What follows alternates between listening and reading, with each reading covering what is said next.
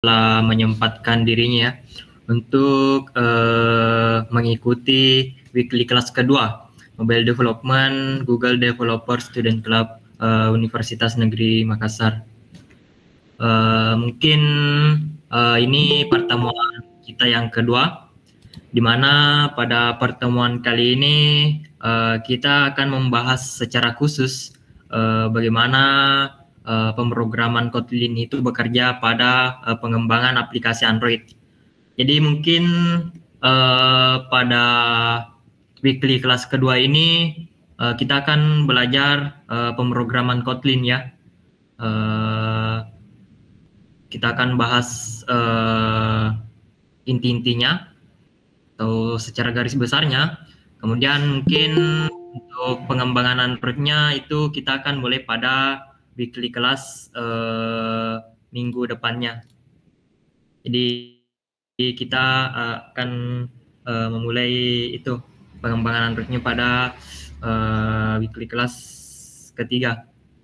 Ini karena kan mungkin kalau kita langsung ke pengembangan aplikasi Android-nya, takutnya mungkin ada beberapa sintaks atau code yang mungkin kalian akan bertanya-tanya, ini dari mana ini dari mana ini, makanya mungkin kita pelajari terlebih dahulu secara garis pemrograman Kotlin.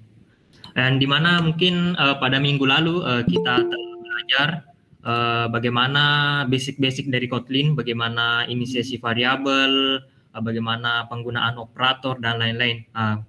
Untuk hari ini itu kita akan membahas secara garis besarnya yang biasanya digunakan pada pengembangan aplikasi Android. Oke, jadi ini keempat konten atau materi yang akan dibahas pada hari ini. Yang pertama yaitu control flow. Control flow ini merupakan alur pemilihan ya, atau alur decision making, pemilihan keputusan pada suatu kode atau suatu sintaks. Kemudian ada list, array, dan null safety. Ini merupakan beberapa kode yang biasanya digunakan pada pengembangan aplikasi Android. List itu merupakan kumpulan beberapa item, array juga kumpulan beberapa item, kemudian null safety itu bagaimana kita mendefinisikan suatu variabel sebagai null. Kemudian ada fungsi atau function. Function ini banyak dipakai juga dalam pengembangan aplikasi Android, mana function ini merupakan suatu metode yang digunakan atau memiliki fungsi, memiliki fungsi untuk melakukan suatu hal, yaitu dia memiliki fungsi untuk melakukan suatu hal dalam suatu kode. Kemudian yang terakhir kita akan membahas tentang Object Oriented Programming atau OOP. Ini merupakan pendekatan objek untuk membuat suatu aplikasi. OOP ini paling banyak digunakan untuk pembuatan aplikasi biasanya atau software development. Oke, langsung saja kita lanjut ke materi yang pertama, yaitu control flow atau alur kontrol. Jadi setidaknya pada alur kontrol itu pada Kotlin-nya biasanya itu terdapat 4. Yang pertama itu if else, kemudian yang kedua itu pernyataan when, kemudian yang ketiga itu loop for, dan yang keempat itu loop while atau perulangan while, dan yang ketiga ini perulangan for. Jadi ini keempat control flow yang biasanya digunakan pada bahasa pemrograman Kotlin. Kita bahas yang pertama, yaitu pernyataan if else. Jadi pernyataan if else ini akan memilih atau decision making, akan memilih keputusan. Apabila keputusan tersebut memenuhi syarat, maka keputusan tersebut yang akan dieksekusi. Semisal di sini bisa kita lihat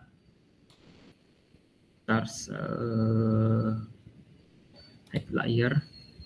Bisa kita lihat di sini jumlah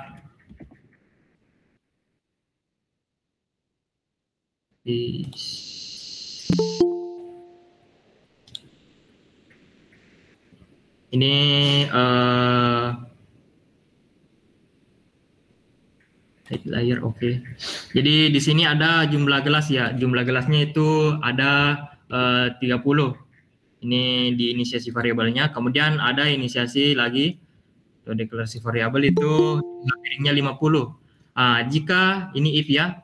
Jadi pernyataan if di sini ada pernyataan if atau jika jumlah gelas lebih besar daripada jumlah piring, maka hasil yang akan dikeluarkan adalah terlalu banyak gelas.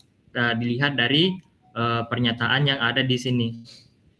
Ini, jika jumlah gelasnya lebih besar daripada jumlah piring, maka yang outputnya nantinya atau hasilnya adalah terlalu banyak gelas. Kemudian else ini adalah apabila pernyataan ini itu pernyataan yang pertama ini atau pernyataan if ini itu tidak tidak memenuhi syarat, maka akan mengeksekusi else ini. Else-nya apa? Itu gelas tidak cukup. Jadi bisa kita lihat di sini ya, jumlah gelasnya itu 30.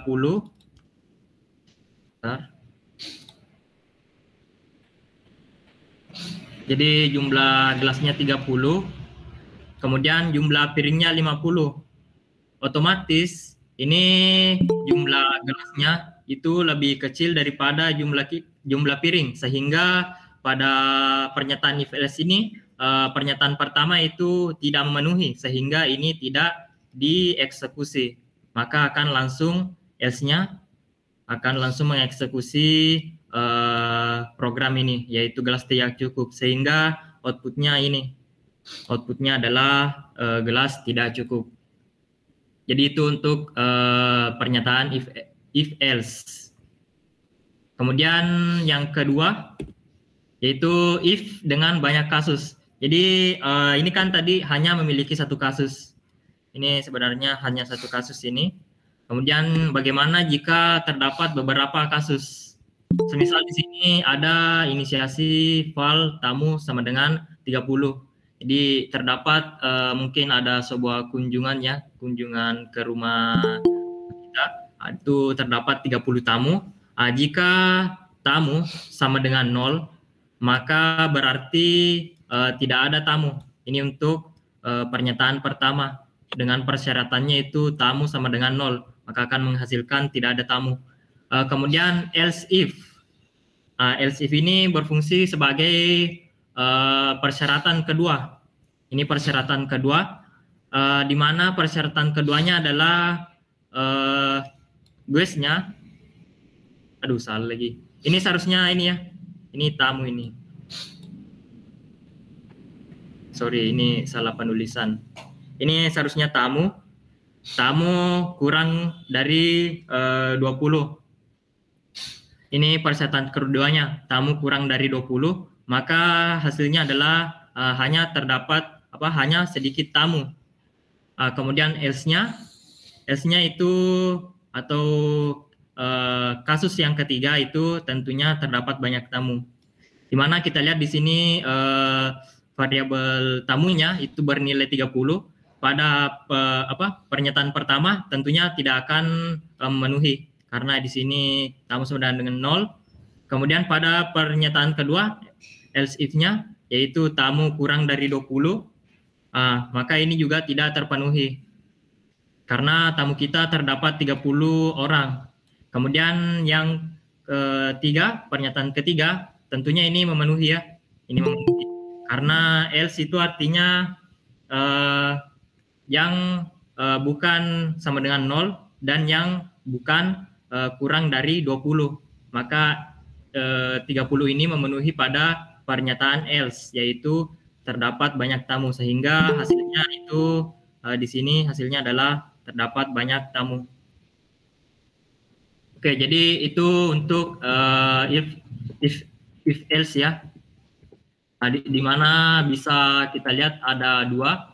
Yang pertama itu yang hanya memiliki kondisi, kemudian terdapat yang kedua yaitu terdapat banyak kondisi.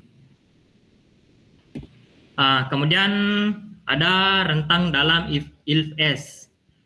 Di sini kita bisa lihat di sini ada jumlah siswa sama dengan 50. Kemudian kita bisa berikan statement if, pernyataan jika jumlah siswa dalam 1 hingga 100 atau range-nya 100, maka akan mencetak jumlah siswa. Di mana di sini kita lihat jumlah siswanya adalah 50. Tentunya 50, nilai 50 ini berada di antara 1 dan 100. Karena nilai 50 ini berada di antara nilai 1 dan 100 ya. Makanya ini akan dieksekusi perintahnya yaitu jumlah siswanya sehingga hasilnya adalah 50. Untuk di sini ada catatannya untuk di sekitar operator range itu tidak memiliki spasi ya seperti ini. Jadi 1 ini tidak memiliki spasi, langsung nilai titik kemudian nilai lagi. Jadi itu. Oke, jadi itu untuk if else. Kemudian yang kedua yaitu ada pernyataan when. Pernyataan when ini digunakan untuk kasus yang lebih spesifik. Semisal contohnya di sini hasil sama dengan 50. Jadi ada variabel hasil nilainya 50. When atau ketika hasil itu sama dengan 0, maka akan mencetak tidak ada hasil. Ini ya, when hasil sama dengan 0, maka tidak ada hasil. When atau ketika hasil berada di dalam jangkauan 1 hingga 39, itu akan mengeluarkan output atau hasil itu mendapatkan hasil. Sedangkan else-nya seperti yang dijelaskan tadi, apabila tidak berada dalam kategori ini dan kategori ini, maka otomatis nilai tersebut tentunya akan berada pada else, yaitu untuk hasilnya adalah melebihi hasil yang diinginkan. Dikarenakan di sini hasilnya adalah 50, maka when di sini ya, when 50 atau hasilnya sama dengan 50, tentunya akan mengeksekusi program else ini. Kan berada pada persyaratan ini ya, karena persyaratan sama dengan 0 itu tidak terpenuhi. Kemudian pada range 1 hingga 39 itu juga tidak terpenuhi, makanya akan langsung menuju pada else yang hasilnya adalah melebihi hasil yang diinginkan seperti outputnya di sini. Jadi itu yang kedua untuk pernyataan when. Kemudian ada perulangan for. Jadi perulangan for ini merupakan perulangan yang dilakukan untuk mencetak beberapa kali suatu hasil, tergantung berapa hasil yang diinginkan. Seperti di sini ada inisiasi variabel peliharaan ya, inisiasi variabel peliharaan, di mana di sini bertipe array. Ini array ini nanti akan kita bahas juga nantinya pada poin yang kedua atau materi yang kedua. Ini array, di dalamnya ada anjing, kucing, dan ikan. For, perulangan for elemen. Jadi untuk setiap elemen pada atau di dalam array peliharaan, maka akan memprint elemennya. Di mana elemennya di sini adalah anjing, kucing, dan ikan. Makanya hasilnya di sini adalah anjing, kucing, dan ikan. Jadi ini perulangan for ya. Jadi untuk setiap elemen yang ada di dalam array peliharaan itu akan mengeluarkan outputnya, di mana di sini akan dikeluarkan outputnya atau setiap elemen arraynya, yaitu anjing, kucing, ikan. Jadi itu untuk perulangan for. Nah, ini juga perulangan for ini bisa kita gunakan dengan mengkombinasikan range atau rentang for i dalam 1 hingga 5 print i, sehingga hasilnya 1, 2, 3, 4, 5. Karena kan kalau 1 sampai 5 itu ada angka 1, 2, 3, 4 hingga 5. Kemudian for i dalam 5 down to 1 itu artinya akan menurunkan nilainya dari 5, 4, 3, 2, 1. Kemudian for i dalam 10 hingga dalam 1 hingga 10 step 2 artinya akan melangkahi 2 angka. Di mana kalau kita lihat 1, kemudian angka 2 terlewati, kemudian ada 3, angka 4 terlewati, ada 5, angka 6 terlewati, ada 7, angka 8 terlewati, dan ada 9 karena di sini hingga 10. Jadi step 2 itu maknanya kita melewati 2 angka. Kemudian for i dalam D dan G ini juga bisa kita gunakan pada rentang huruf, di mana pada rentang huruf D dan G itu ada D, E, F, G. Jadi dalam rentang huruf D dan G itu ada ada 2 huruf ya, E dan F, sehingga di sini pada saat kita keluarkan hasilnya atau outputnya itu D, E, F, dan G. Seperti itu untuk step dan range. Kemudian ada perulangan while. Perulangan while ini digunakan apabila kita menginisiasikan suatu kondisi tertentu, di mana apabila memenuhi kondisi tersebut, maka perulangan itu akan dilakukan. Seperti di sini, semisal var bicycles sama dengan 0, ini ya ada inisiasi variabel di sini. Kemudian while bicycles kurang dari 50, maka akan bertambah terus bicycles-nya.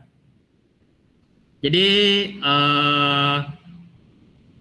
ini ketika bicycles-nya kurang dari 50, maka bicycles-nya akan bertambah. Di sini kan tadi 0 ya, masih kurang dari 50. Maka pada perulangan while pertama itu tentunya jadi ada loop 1 ya. Loop 1 itu tentunya nilainya sama dengan 1. Atau langsung di Kotlin Playground mungkin.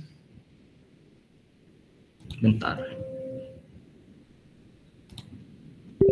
Mungkin langsung di Kotlin Playground ya biar lebih jelas.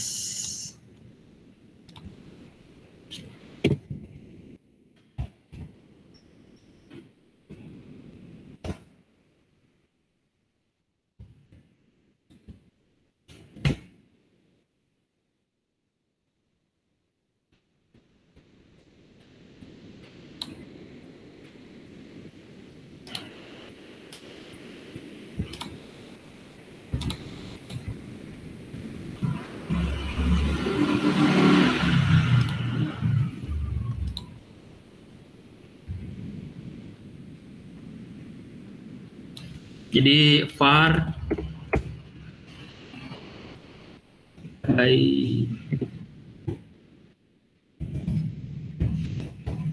dengan 0 while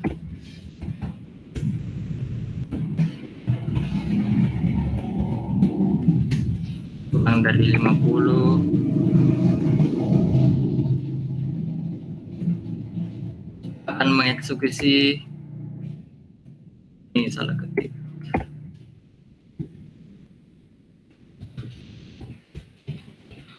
Bicycles plus Finland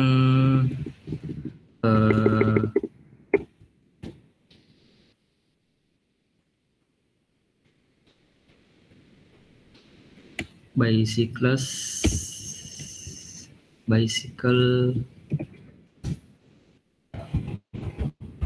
di ini. Nah, ini akan mengeksekusi ada 50 apa namanya? Ada 50 bicycles.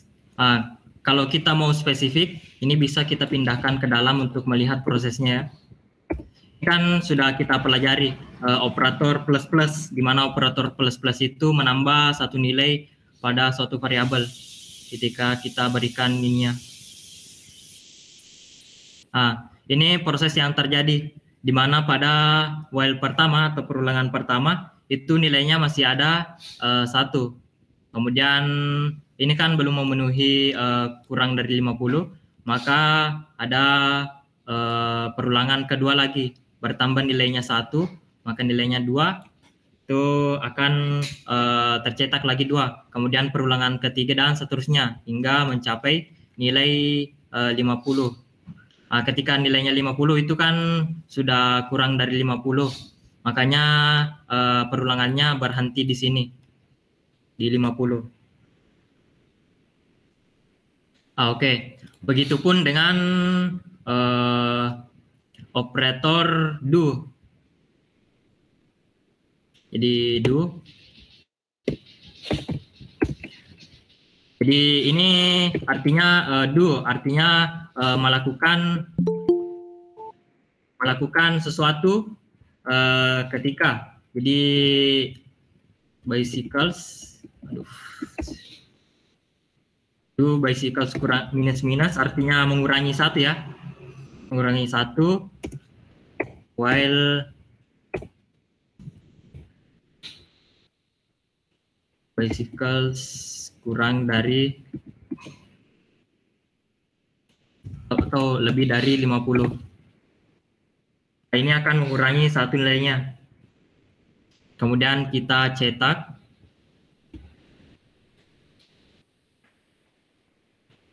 Mana cetaknya? Oke. Maka hasilnya adalah 49. Karena ini mengurangi 1 ketika bicycles-nya lebih dari atau sama dengan 50. Jadi begitu untuk perulangan while ya. Oke.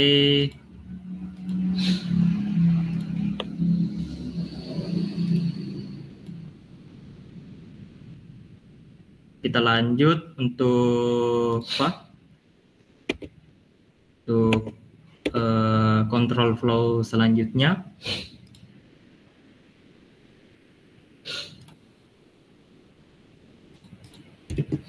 Ini tambahan saja perulangan repeat.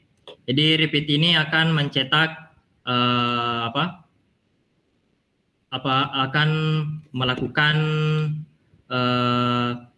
perulangan sebanyak yang dituliskan. Semisal di sini repeat dalam kurung 2, artinya akan mengulangi 2 kali apa yang ditulis di dalamnya. Berarti jika kita repeat hello, maka artinya akan merepeat 2 kali hello ini, maka hasilnya adalah hello hello. Ini ya perulangan repeat. Ini tambahan ini. Tapi ini sebenarnya jarang juga sih dipakai. Oke, selanjutnya adalah list dan array. Jadi list dan array ini merupakan kedua item yang digunakan untuk menampung suatu suatu item di dalamnya. Mana list merupakan kumpulan elemen yang diurutkan. Jadi elemen list ini dapat diakses terprogram melalui indeksnya. Jadi ada indeks dalam sebuah list. Kemudian elemen dapat muncul lebih dari 1 kali dalam sebuah list. Ini contoh list.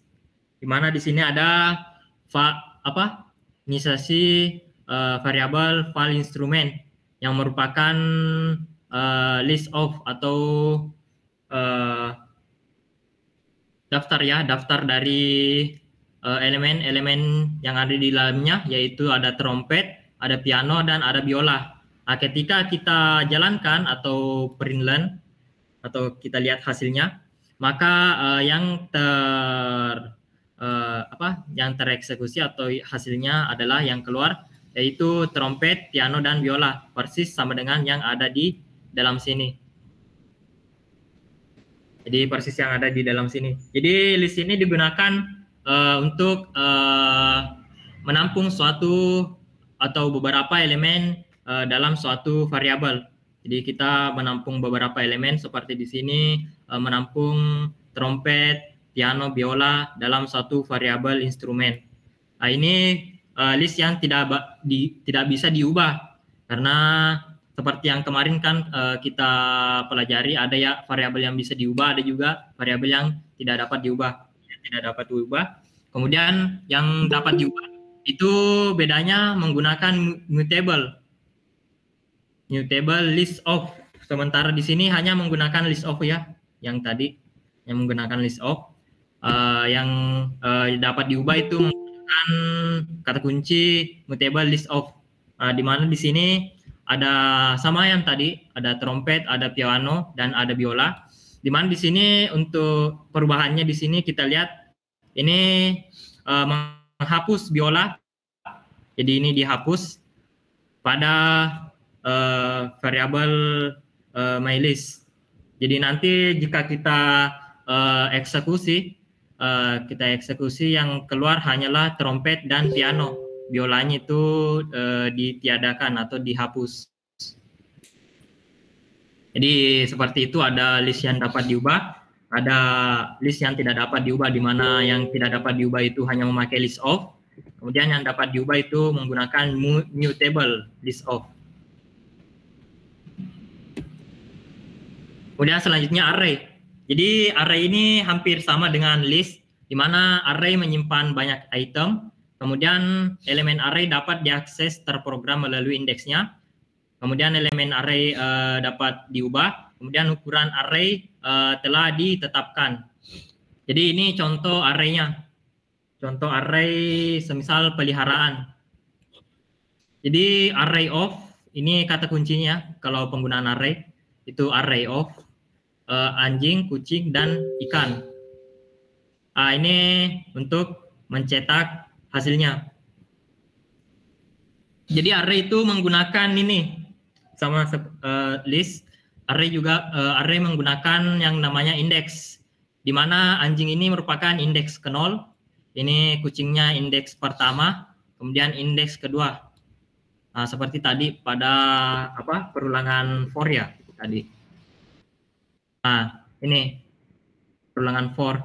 Ini indeks ke-0 ini indeks pertama, indeks kedua. Indeks kedua ya.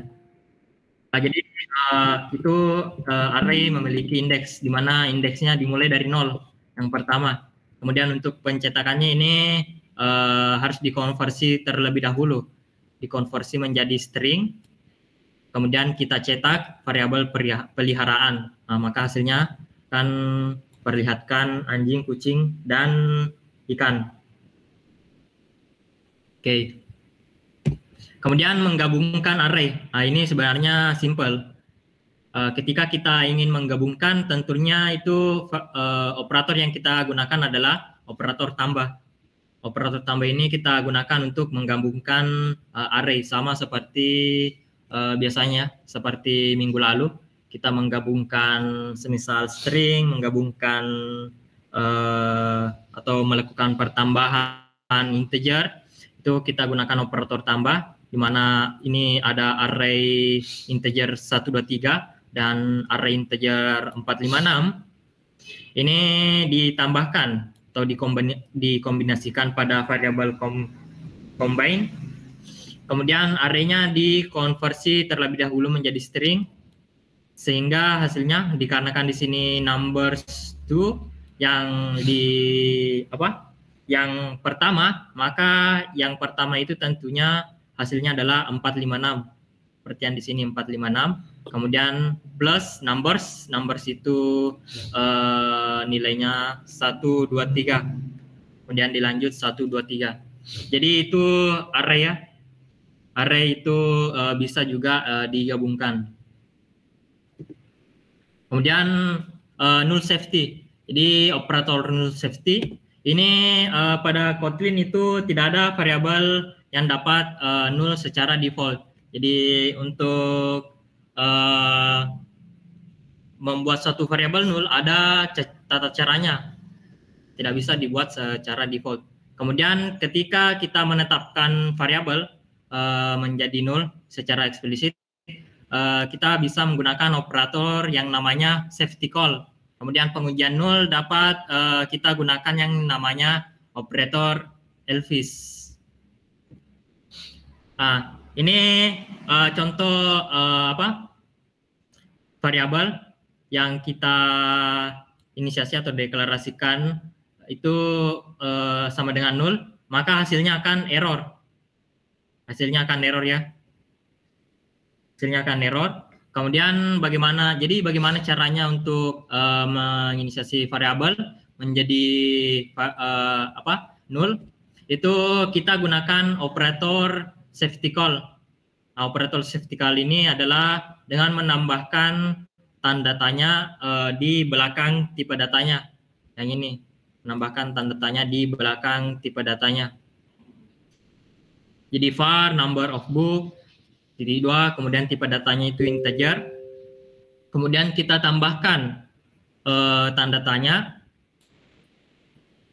Tanda tanyanya ini sama dengan null. Ini kita inisiasi suatu variabel null. Jadi seperti itu. Kita tambahkan tanda tanya di belakangnya. Di belakang tipe datanya. Untuk pengujian null, jadi seperti ini sebenarnya ini, bentar. Sebenarnya ini yang pertama ini merupakan pengujian null secara konvensional ya, atau secara umum, secara biasa. Ini secara biasa. Untuk melihat apakah variabel tersebut merupakan variabel null. Ini untuk melihat apakah variabel tersebut adalah null. Ini secara biasa. Kemudian ketika kita menggunakan operator null safety, ini dapat disingkat. Ini dapat disingkat dengan seperti ini. Number of books sama dengan number of books tanda tanya. Kemudian .dach. Dach ini merupakan ini fungsi untuk perhitungan mungkin. Jadi seperti itu untuk penggunaan null dengan menggunakan operator null safety. Kemudian ada operator Elvis. Operator Elvis ini digunakan untuk menginisiasi suatu variabel null dengan nilai default ya, di mana di sini kita lihat number of books, kemudian ada operator null safety-nya, kemudian ada lagi di sini itu titik 2 0. 0 ini merupakan nilai default dalam variabel number of book ini. Mengapa disebut ini? Ini ada catatannya. Mengapa disebut Elvis operator? Karena ini seperti gaya rambut Elvis Presley. Mungkin kalian pernah dengar lagunya atau pernah lihat fotonya. Itu rambutnya seperti ini. Ada moncongnya di depan, kemudian ini ada matanya. Ini yang dibalik sehingga tampil seperti ini. Tampil seperti ini ya. Ini merupakan operator Elvis. Oke. Jadi seperti itu untuk operator null safety dan Elvis operator. Oke, kita lanjut. Selanjutnya adalah fungsi. Sebelumnya mungkin saya ini dulu, saya minum dulu. Jadi mungkin kalian bisa siapkan juga air minum jika ini haus.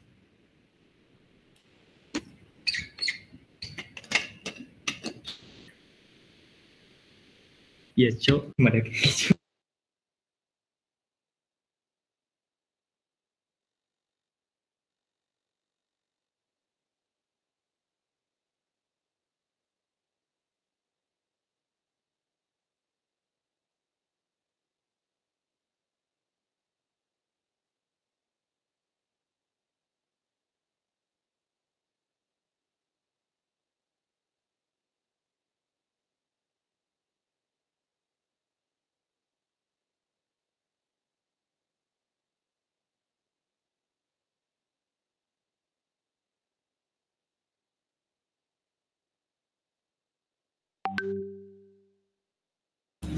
Oke, untuk ini Pak, materi selanjutnya yaitu fungsi.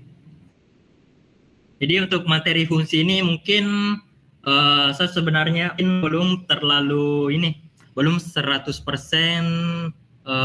ini apa? Belum terlalu apa? Belum 100% memahami ya. Mungkin masih ada mungkin beberapa hal yang disclaimer dulu ya. Mungkin ada mungkin belum saya sebelum 100% juga memahami fungsi ini. Namun mungkin pada dasar-dasarnya itu saya sudah bisa inilah kalau dasar-dasarnya. Ada beberapa mungkin operator pada fungsi ini yang belum saya terlalu kuasai. Jadi itu sebelumnya disclaimer saya. Kalian sebenarnya juga bisa mengakses materinya melalui classroom yang saya bagikan pada minggu lalu. Di situ dibahas secara lengkap apa itu tadi apa yang pertama control flow, kemudian ada list, array, null safety, kemudian fungsi juga ada di classroom tersebut. Ada juga object oriented programming yang akan nantinya kita bahas. Oke, kita lanjut. Oh ya, jangan lupa mengisi absen. Fungsi. Jadi fungsi itu apa? Jadi fungsi itu merupakan blok kode yang melakukan tugas tertentu. Jadi fungsi itu melakukan tugas tertentu di mana di dalamnya ada suatu kode-kode yang kita tulis atau kita inisiasikan untuk melakukan suatu tugas-tugas tertentu. Kemudian mencacah program besar menjadi potongan modul yang lebih kecil. Jadi tugasnya fungsi itu juga membagi program yang besar menjadi potongan modul yang kecil yang mungkin kita inisiasi secara berulang, kita bisa singkat dengan menggunakan fungsi ini. Kemudian untuk pendeklarasian suatu fungsi itu menggunakan kata kunci fun, itu function.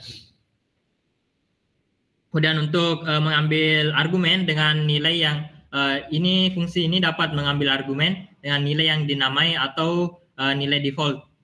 Jadi bisa hanya nama variabelnya atau bisa juga di dalam variabel tersebut ada nilai defaultnya. Jadi seperti ini bentuk dari suatu fungsi. Jadi yang pertama itu ada usability modifier, di mana ini merupakan sudah ini ya, ini sudah merupakan penerapan OOP atau Object Oriented Programming, di mana ini merupakan enkapsulasi. Ini private, ada public, ada private, ada protected, dan satunya lagi apa ya? Atau nantilah kita bahas pada slide selanjutnya pada OOP. Jadi private. Private ini kemudian ada fun seperti yang dijelaskan tadi ya, untuk deklarasi fungsi itu menggunakan kata kunci fun atau fun set user. Set user ini merupakan nama fungsinya. Nama fungsinya itu menggunakan lower camel case seperti yang dijelaskan minggu lalu. Itu untuk inisiasi deklarasi variabel itu menggunakan camel case. Begitupun dengan fungsi itu juga menggunakan camel case, mana di sini set user. Kemudian di dalam set user ini terdapat parameter. Parameter ini nama variabel, kemudian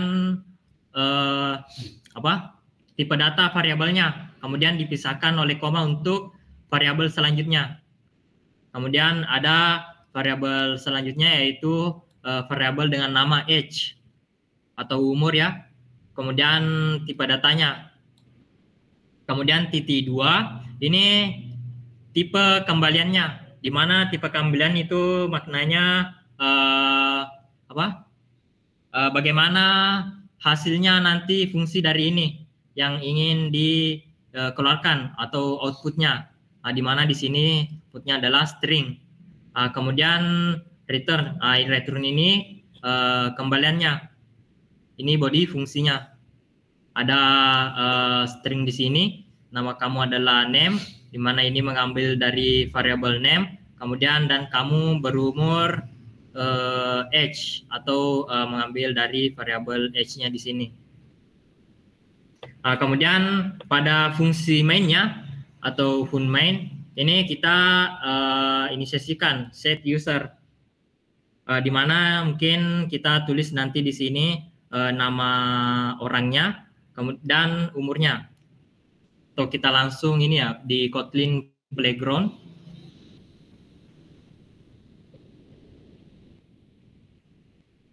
Kotlin Playground.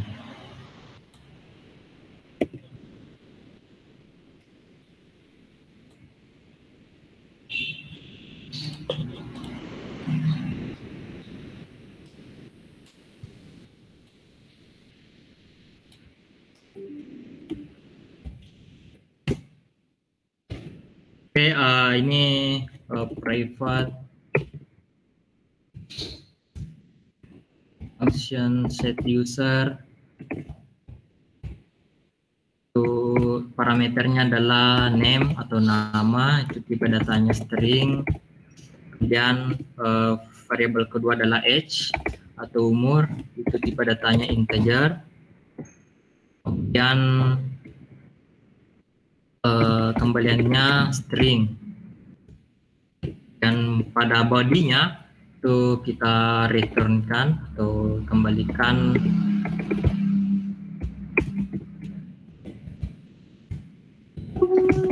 adalah $name dan kamu berumur age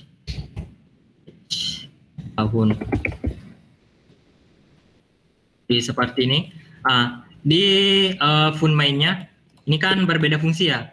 Ini fungsi user, ini fungsi main atau fungsi utama. Ini kita tinggal Kita tinggal tuliskan di sini. Semisal user Fadil. Itu kita tinggal set user, namanya ini kan variabel pertama itu nama, kita tulis namanya, kemudian koma, artinya apa, kita mau tuliskan variabel keduanya yaitu age, semisal 21 tahun. Kemudian kita tinggal println atau kita lihat hasilnya.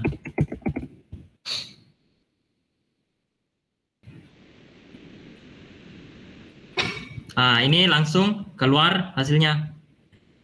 Langsung mengambil di sini. Gunanya fungsi apa? Semisal kita mau buat lagi file user, semisal Iksan.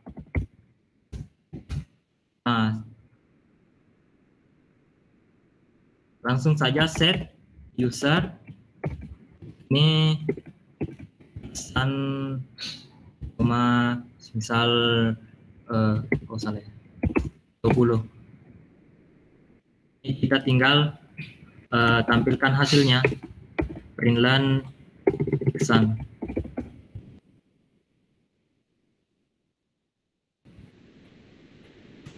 Jadi ini langsung merujuk pada fungsi tersebut. Jadi kita tidak perlu menulis ulang lagi. nulis ulang kan kalau secara konvensional itu kita tulis dulu file nama satu itu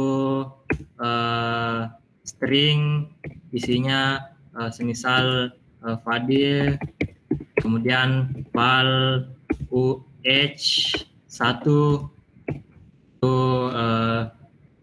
satu, file nama 2. Nah, ini tidak perlu seperti ini. Ini tidak perlu seperti ini ya.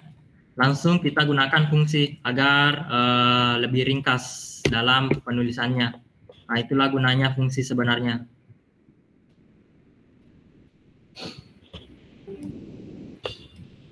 Jadi itu gunanya fungsi yaitu untuk meringkas juga ya. Meringkas suatu kode yang kita buat. Jadi kita bisa gunakan secara berulang nantinya. Tidak perlu kita tulis satu persatu. Jadi langsung bisa kita pakai. Kemudian parameter default. Parameter default ini dalam fungsi itu kita bisa menginisiasikan nilai defaultnya atau nilai awalnya pada suatu variabel. Semisal di sini speed, variabel speed memiliki tipe data string, itu nilai defaultnya adalah fast. Kemudian ada body-nya, itu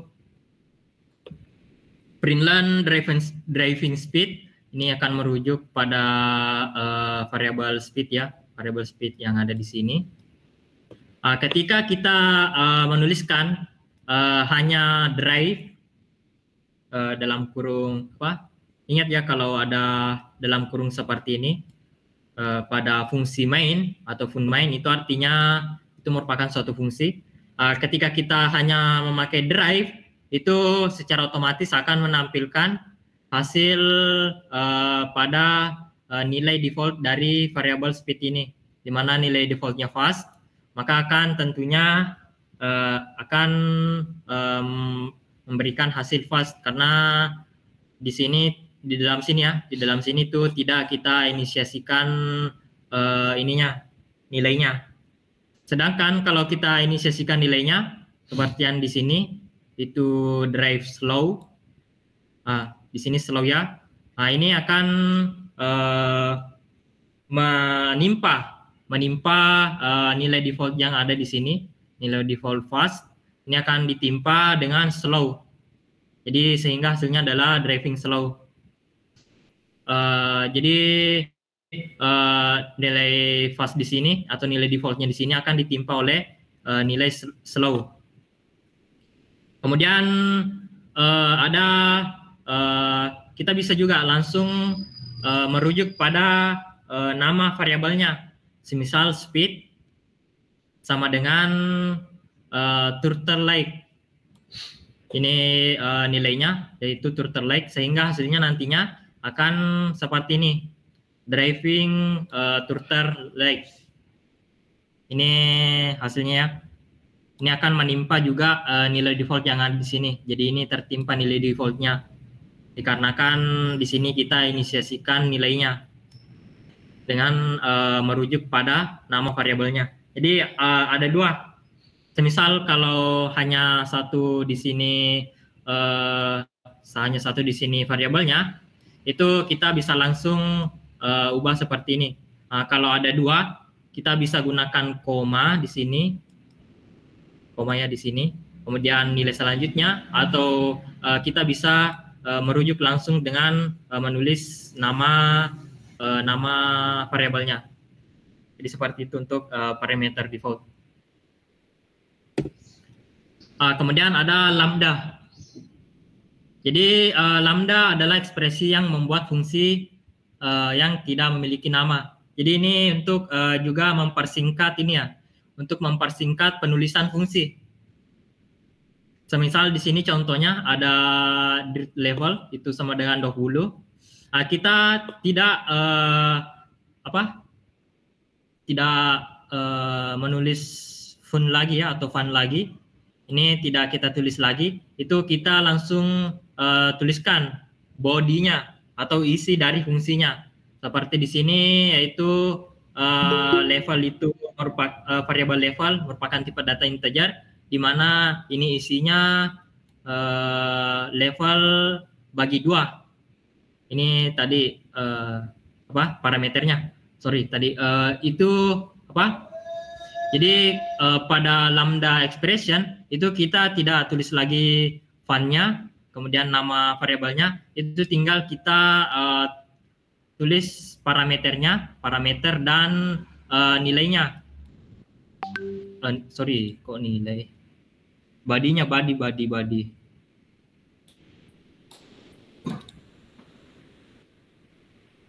Parameter dan body-nya ya, atau isi dari fungsi tersebut. Jadi itu fungsinya apa? Fungsinya lambda. Langsung kita tuliskan parameter dan body-nya. Sehingga untuk menggunakannya kita tinggal menggunakan seperti ini. Wattle filter ini langsung merujuk pada variabel ini. Kemudian dirt levelnya itu 20. Sehingga ketika kita tuliskan seperti ini, itu dirt levelnya itu akan dibagi 2. Karena di sini pada bodinya itu dibagi 2, sehingga hasilnya adalah 10. Jadi seperti itu untuk ekspresi lambda, itu untuk menyingkat penulisan function atau fungsi. Oke, kita sudah ini ya, berada di ujung materi atau materi yang terakhir pada pertemuan kedua ini, yaitu Object Oriented Programming. Jadi Object Oriented Programming ini merupakan paradigma pemrograman yang banyak digunakan untuk pembuatan suatu aplikasi, di mana kita melihat suatu program itu sebagai objek-objek. So sebenarnya juga ini belum terlalu 100% memahami tentang OOP ini. Jadi saya belum terlalu menguasai OOP ini sepenuhnya. Namun mungkin pada dasar-dasarnya sudah mengerti lah apa yang dimaksud dengan OOP ini. Jadi Object Oriented Programming atau OOP adalah paradigma pemrograman yang menempatkan objek sebagai inti dari pemrograman. Jadi di sini menggunakan objek ya. Objek sebagai inti dari pemrograman. Dalam OOP, objek-objek menyimpan data. Jadi ada datanya atau yang disebut properti dan perilaku atau metode yang berhubungan. Nah, setidaknya dalam OOP itu ada 4 pilar yang mengusungnya, yaitu ada inheritance, ada encapsulation, ada abstraction, dan ada polymorphism. Ya, jadi ada keempat pilar ini yang mengusung Object Oriented Programming ini. Sebelum kita bahas keempat pilar ini, kita bahas dulu apa itu kelas. Jadi kelas itu merupakan blueprint untuk suatu objek.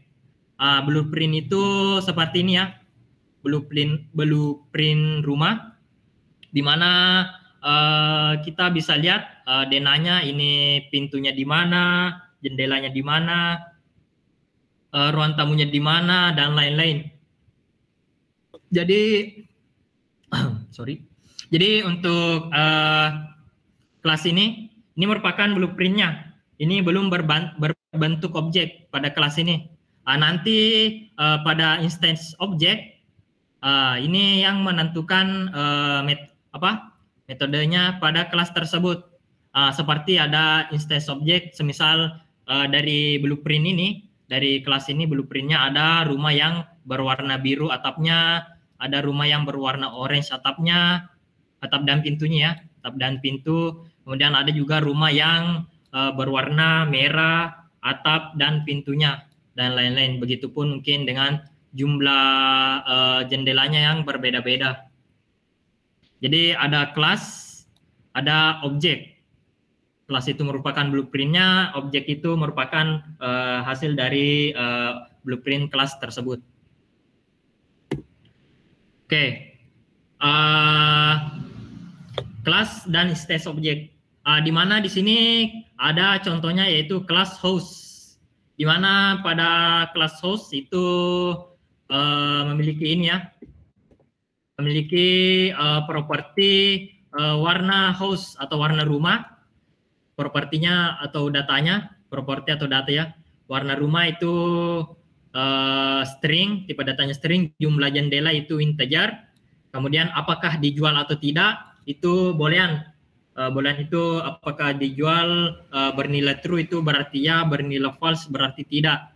Kemudian ada perilakunya, semisal rumah yang ini atapnya berwarna biru, warna rumahnya warna biru, kemudian kita mau ubah warnanya, kita gunakan metode yang namanya update color. Update color itu akan mengubah warna rumah tersebut. Kemudian ada juga bisa kita tambahkan metode put on sale. Artinya apakah rumah tersebut dijual, kemudian kita tuliskan bagaimana cara penjualannya atau mekanisme penjualannya. Ini contohnya. Jadi kelas host file color itu tipe datanya string, kemudian warnanya white, file number of windows itu integer sama dengan 2, file is for sale itu boolean itu bernilai false. Kemudian ada fungsi untuk mengupdate warnanya, di mana di sini ada parameternya new color. Kemudian kita tuliskan apa isinya atau apa bodinya di dalamnya nantinya. Kemudian untuk membuat instance-nya atau objeknya, kita tinggal tulis my host, kemudian host. Ini merujuk pada kelas host. Kemudian perintilan my host itu akan menampilkan hasilnya nanti nih. Rumahnya warna putih, kemudian jumlah jendelanya 2, kemudian tidak untuk dijual. Itu untuk kelasnya. Kemudian ada kita bahas selanjutnya yaitu pilar yang pertama. Pilar OOP yang pertama yaitu inheritance. Jadi inheritance dalam OOP adalah mekanisme di mana sebuah kelas dapat mewarisi properti atau metode dari kelas lain. Jadi di sini kata kuncinya ini ya, mewarisi. Jadi inheritance ini dapat mewarisi kelas atau objek dari kelas atau apa sih namanya tadi, data, properti dan perilaku ya, metode. Ini properti dapat mewarisi properti dan metode. Properti dan metode pada kelas induknya. Jadi inheritance ini kata kuncinya adalah mewarisi. Di mana di sini ada kelas person. Kelas person ini propertinya ada age atau umur yang tipe datanya integer, kemudian ada name itu tipe datanya adalah string. Kemudian ada method init. Ini diwariskan pada metode math teacher atau guru matematika. Ini mewarisi property age dan property name. Ini diwariskan dan ada metode teach maths atau mengajarkan matematika. Begitu juga di sini mewariskan metode dan properti dari person, yaitu age dan name, tipe bacaannya string, kemudian play football. Itu untuk metodenya. Mungkin untuk contohnya kita langsung buka di ini ya, di playground.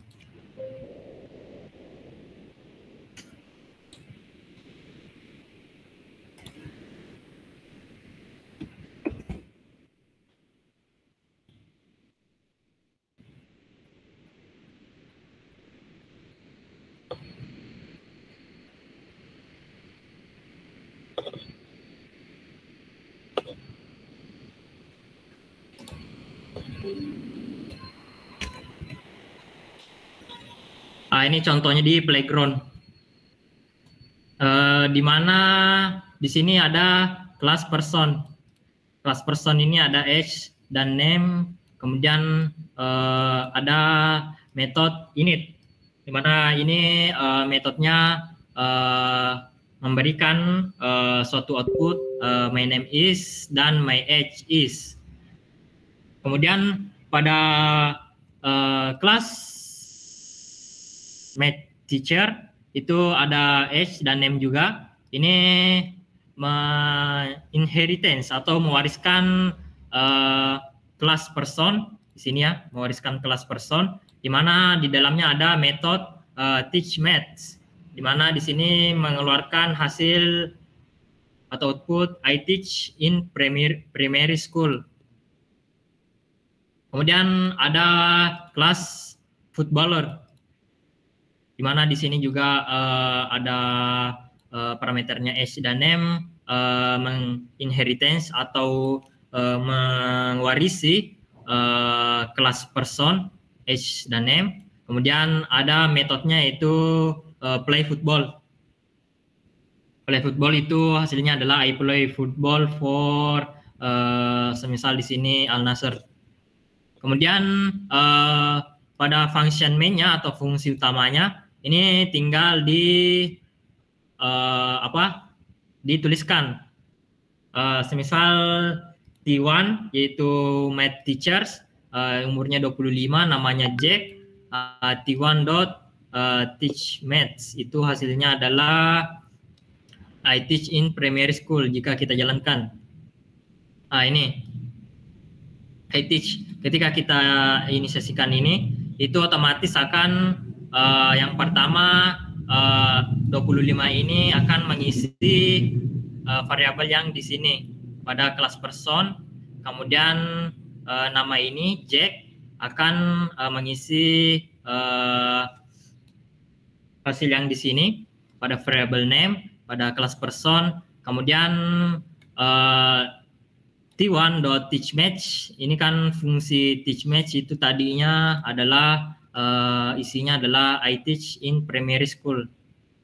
Begitupun dengan yang kedua ini. Kedua ini footballer itu ada F1 footballer 29 itu mengambil nantinya akan mengisi pada variabel age yang ada di kelas person. Kemudian Cristiano ini mengisi variabel name pada kelas person juga.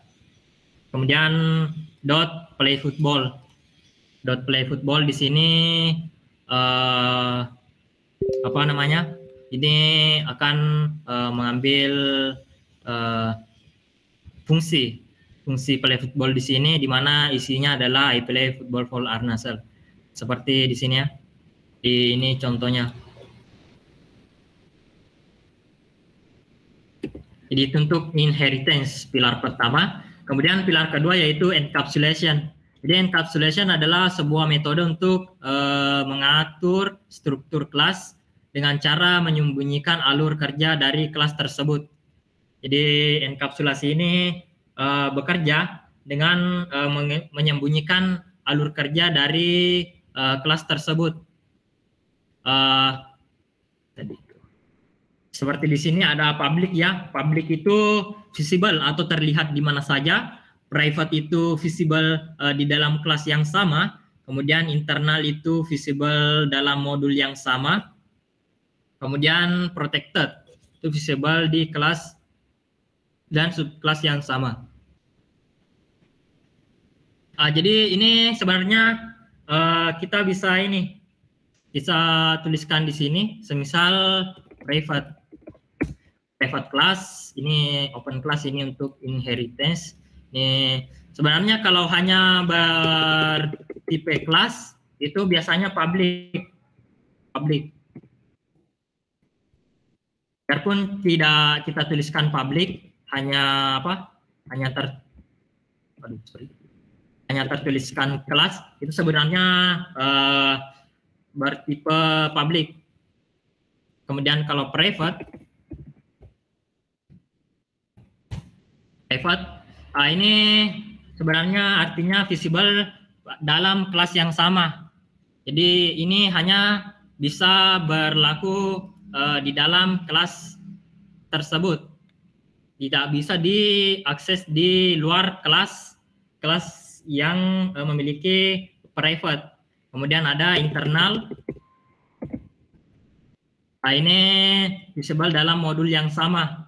Modul yang sama itu artinya kalau dalam ini ya, nantinya akan kita pelajari nanti itu ada modul semisal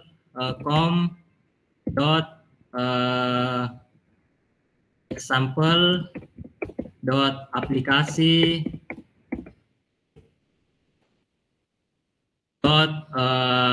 semisal main. Ketika kita pakai internal, ini hanya dapat diakses pada modul ini, aplikasi.main. Ini sebenarnya folder ya. Tapi nantilah kita bahas pada saat pengembangan aplikasi Android, itu untuk modul-modulnya. Kemudian ada protected.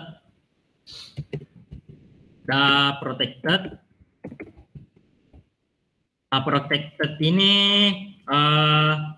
visible atau terlihat pada di kelas dan subkelas yang sama. Jadi ada 4 ya, ada public, ada private, ada internal, dan ada protected. Tapi yang paling umum digunakan yaitu public dengan private. Kedua ini merupakan enkapsulasi yang paling umum digunakan, yaitu public dan private. Kedua ini yang internal dan protected itu jarang digunakan. Bahkan mungkin ya jarang digunakan ya untuk internal dan protected. Yang umum itu public dan private. Itu encapsulation. Kemudian abstraction. Dalam OOP adalah proses untuk menyederhanakan suatu objek atau konsep sehingga hanya menampilkan informasi yang esensial. Seperti di sini ada abstract class food. Jadi abstraction ini ditandai dengan mana sih ini ya? Jadi abstraction ini ditandai dengan jadi abstraction ini ditandai dengan kata kunci abstrak class. Jadi itu untuk abstraction. Kemudian di sini ada nama kelasnya adalah food. Di mana di dalam kelas food ini, kelas abstrak food ini terdapat variabel abstrak yaitu ekal atau apa namanya kalorinya ya, kalori itu tipe datanya integer. Kemudian ada name atau namanya, nama makanannya itu string. Kemudian ada fungsi untuk consume atau konsumsi, di mana fungsi konsumsi ini akan memberikan hasil I'm eating nama makanannya. Sehingga ketika kita jalankan sebentar ya, di sini itu selanjutnya ada kelas pizza. kelas pizza ini mengambil abstrak kelas food di sini ya. Di mana di sini di override ininya apa? Variabel kalorinya, di mana kalorinya sama dengan 600. Kemudian override file name, namanya yaitu pizza. Ketika kita jalankan pizza.consume, itu akan menampilkan hasil I'm eating pizza. Mungkin kita ini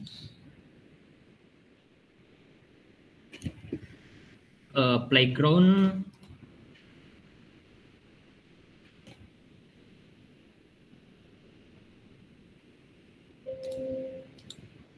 Bentar.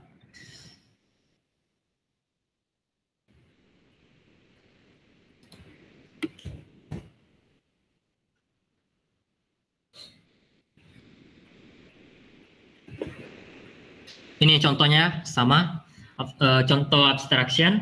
Ketika kita jalankan, ini akan mengeluarkan hasil I'm eating pizza. Jadi di sini ada kelas abstrak kalori, variabel abstrak kalori dan variabel abstrak name. Kemudian ada fungsi consume itu untuk menampilkan hasil I'm eating. Nah, ini bisa juga kalau kita tambahkan semisal kelas bakso.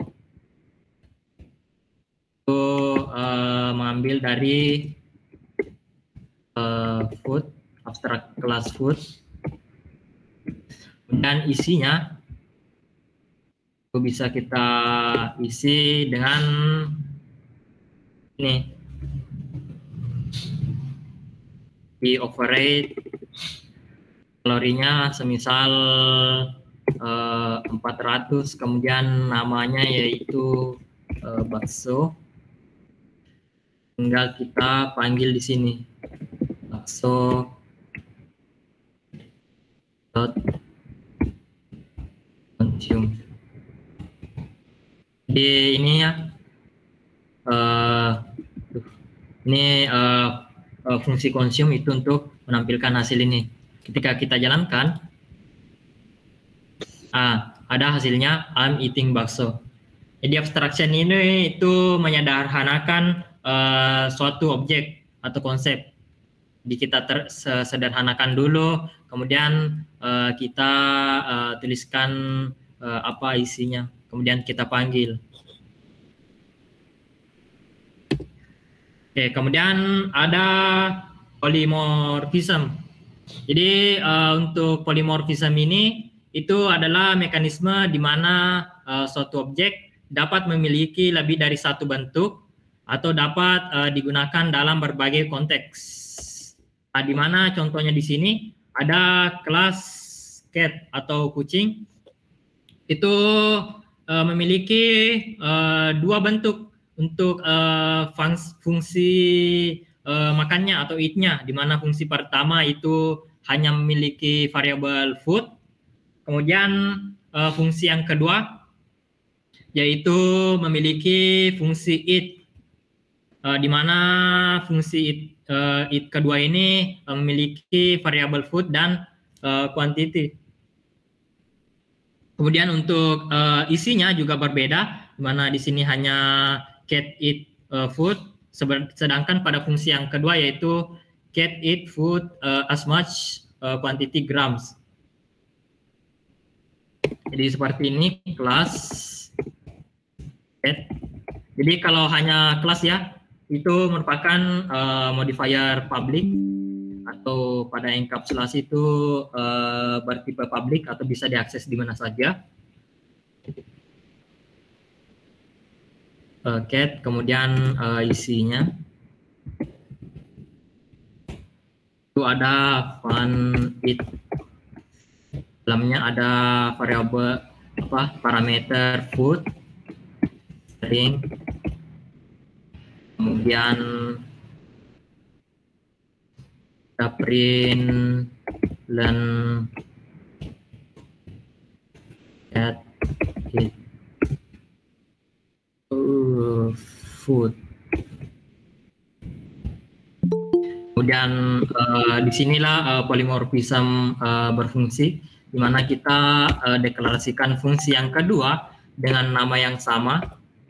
Jadi namanya sama, yaitu it, tapi parameternya berbeda. Ada food, bacaannya string, dan ada quantity. Itu tipe datanya integer. Kemudian isinya print len ini get it food as much 80 grams.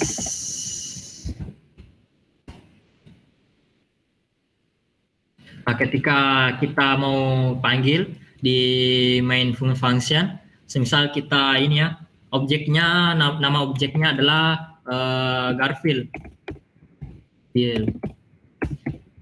Nama objeknya, nama objek kucingnya atau nama kucingnya Garfield to cat. Kemudian Garfield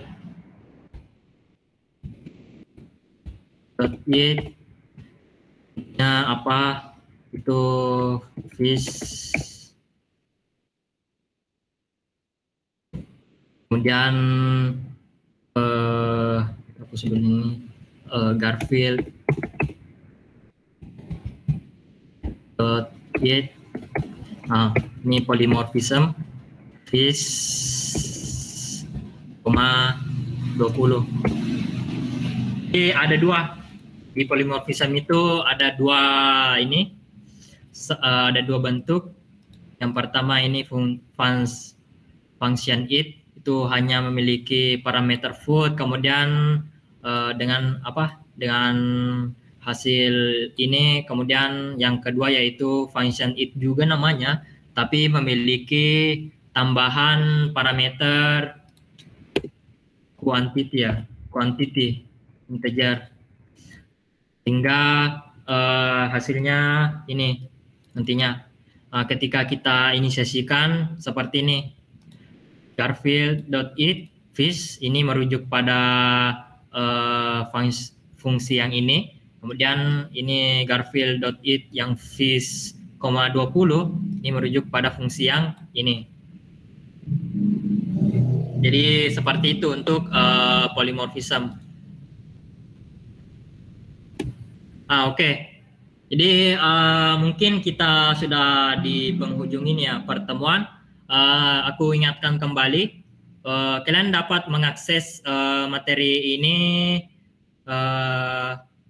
pada Classroom ya, Classroom yang sudah saya bagikan.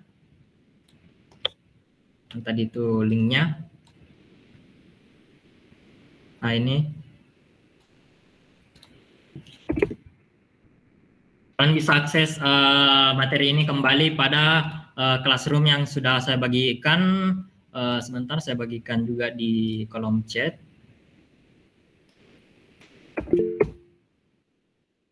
Itu. Di sini ya. Jadi di sini ada yang get started with Kotlin. Di sini ada 3 jalur, mana ini Kotlin Basics, ini ya pertemuan pertama kita yang kemarin. Kemudian ada function yang tadi ya sudah kita bahas tentang function. Yang ketiga yaitu kelas dan objek. Ini object oriented programming yang ketiga. Jadi kalian bisa akses di situ untuk mempelajari kembali materi yang sudah saya bahas. Jadi oke, bentar.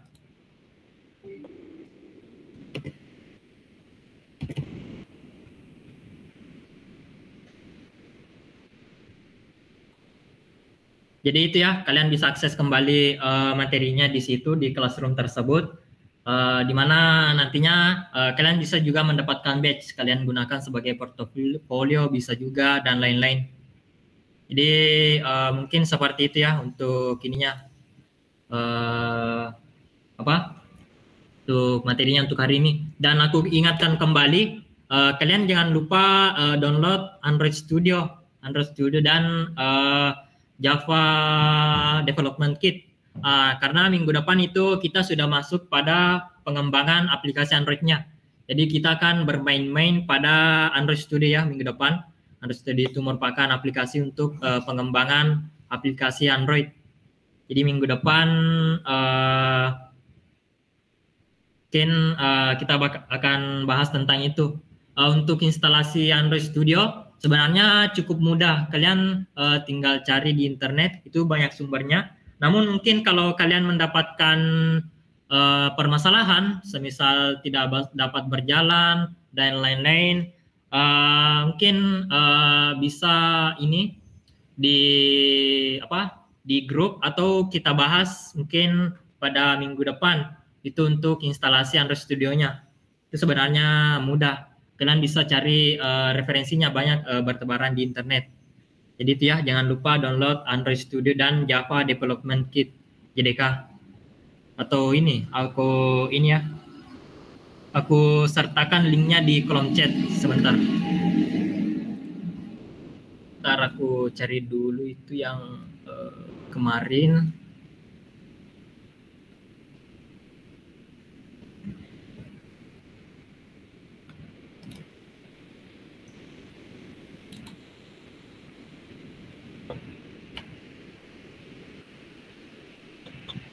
Yang kemarin itu linknya mana ya? Itu sebenarnya sih kalian bisa akses tinggal ketik di Google sih sebenarnya. Download Android Studio, download Java Development Kit.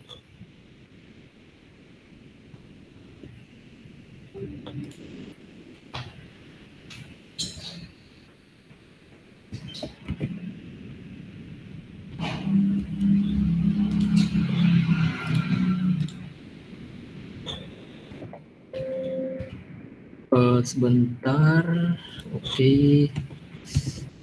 Share screen.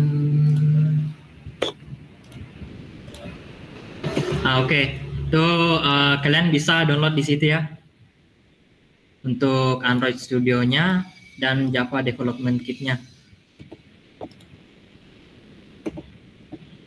Kalian bisa download di sini untuk Android Studio, kemudian Java Development Kit-nya di link tersebut. Silakan kalian download itu.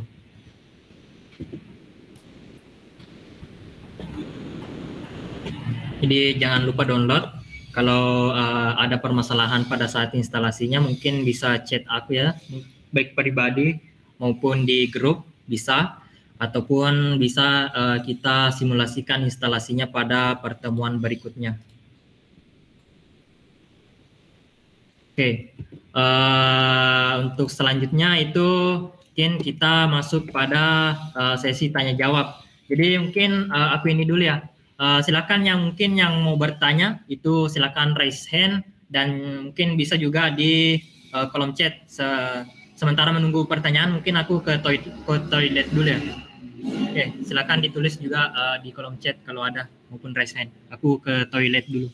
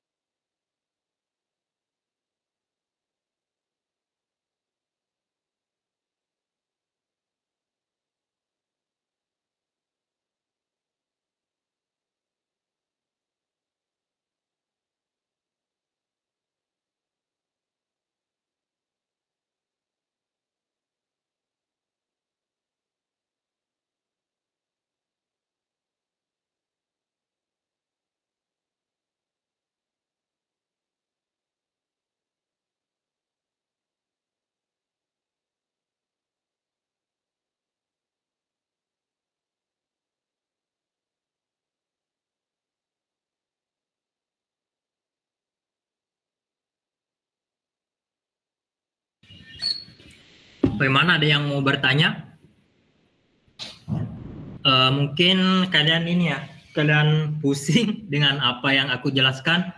Sebenarnya itu function dengan OOP itu sebenarnya materi tingkat lanjut ya. Namun saya singgung sedikit di sini dikarenakan jika saya tidak singgung mungkin akan ini ya nantinya akan susah kalian mengerti pada pengembangan aplikasi Android-nya. Itu sebenarnya function dan OOP itu atau Object Oriented Programming itu materi tingkat lanjut. Oke, silahkan Ahmad Fatir, ada yang mau ditanyakan? Baik, terima kasih sebelumnya kesempatan yang diberikan Kak. Jadi kan tadi sudah dijelaskan mengenai array. Nah, di pas pemanggilan array itu terpanggil semua nilai yang ada di dalam array Kak. Terus juga ada tadi ternyata indeks setiap array mulai dari 0, 1, 2 dan seterusnya. Pertanyaanku Kak, bagaimana caranya memanggil nilai di dalam array itu tapi tidak semua nilai itu terpanggil, tapi cuma satu-satu begitu Kak. Terima kasih Kak.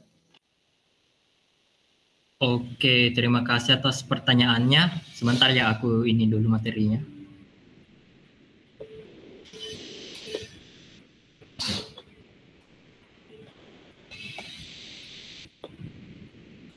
Sebentar, mana itu? Array.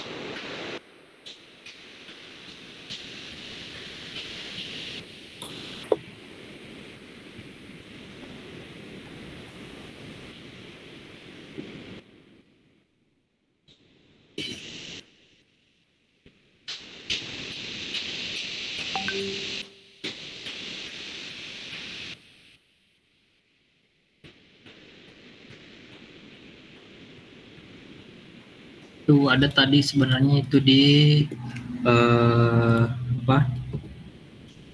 Perulangan for. Tapi kita bisa kombinasikan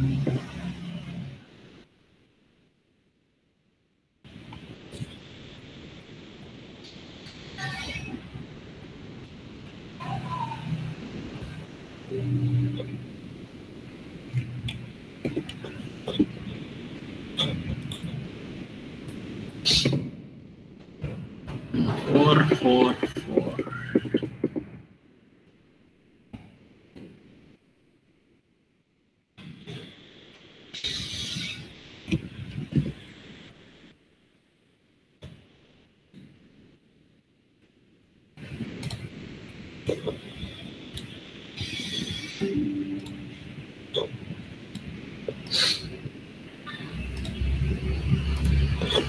Nah, ini tadi contohnya untuk array.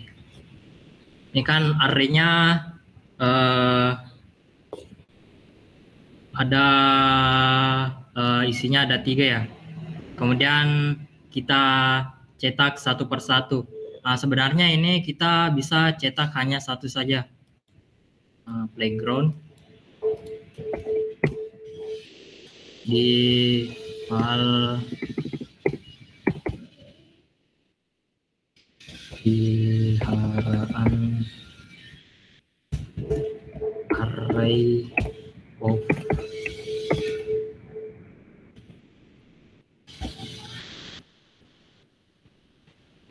of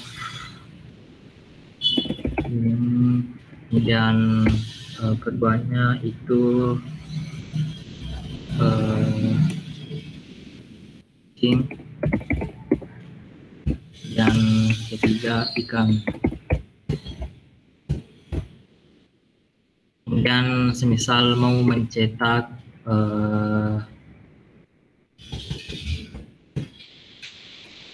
port elemen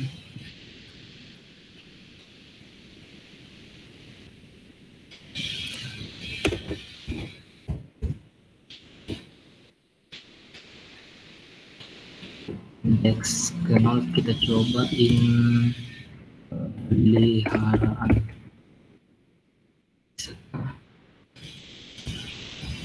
Oh, tidak bisa ya. Ini sebenarnya bentar, cari dulu.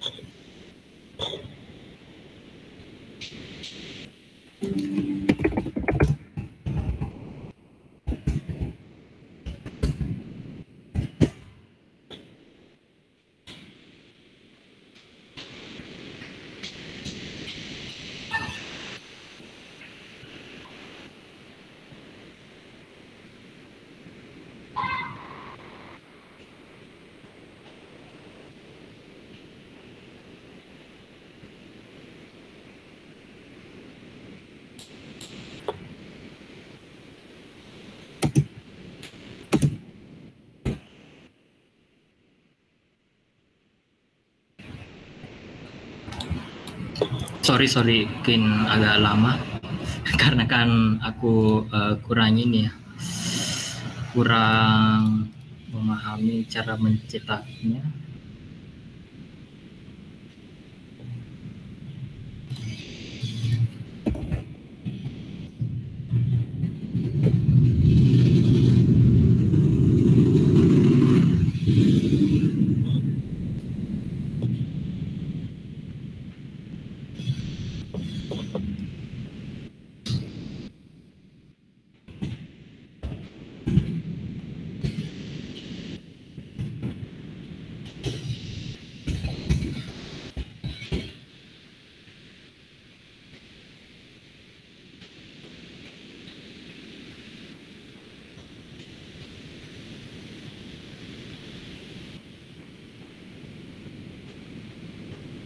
Tadi Greenland, kemudian peliharaan indeks ke 0.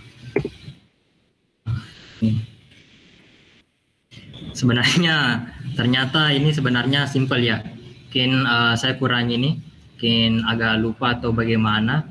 Ini sebenarnya seperti ini untuk pencetakan satu elemen pada satu array. Share. Semisal mungkin kita mau cetak indeks ke 0. Jadi ini indeks ke 0-nya adalah anjing ya, indeks ke 0-nya. Jadi perinlen peliharaan, kemudian kurung siku 0.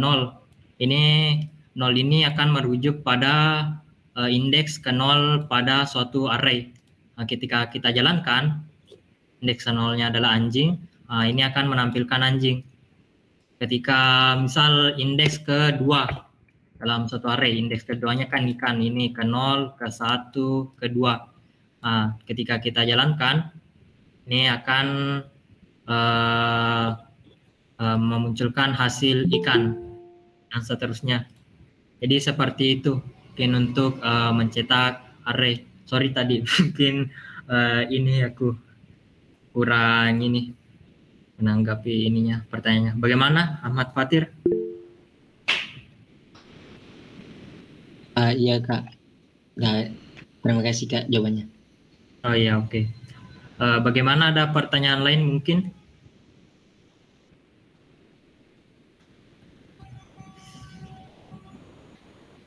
Oke, sambil menunggu ini ya, mungkin ada klarifikasi dari core team UI UX. Ada klarifikasinya tentang weekly class nanti siang. Sini, yuk. Ayo, klarifikasi kamu. Ya, ini ada sedikit klarifikasi ya buat weekly class UI UX nanti siang. Ayo, silakan. Nggak ada cuy.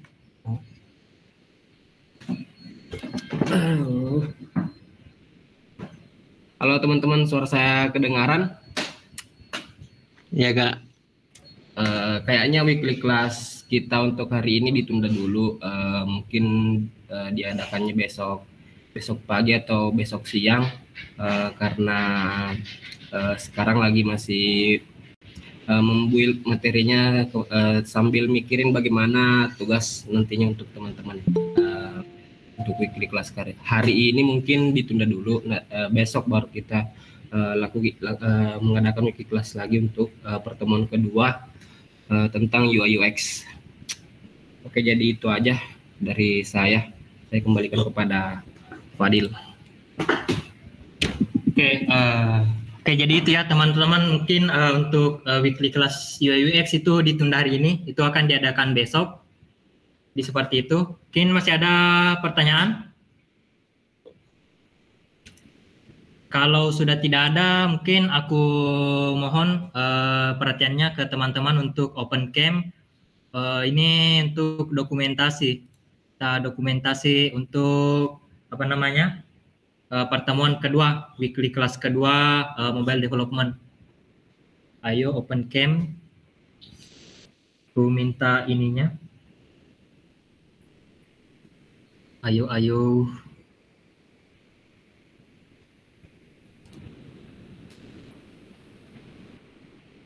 Oke, masih ada yang mau open cam?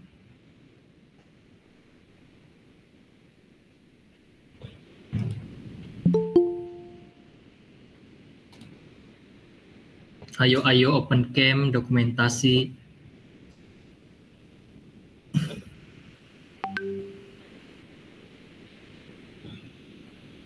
Oke, mungkin ini ya gaya GDSC. Ya, oke. Ada gaya GDSC untuk kita dokumentasikan.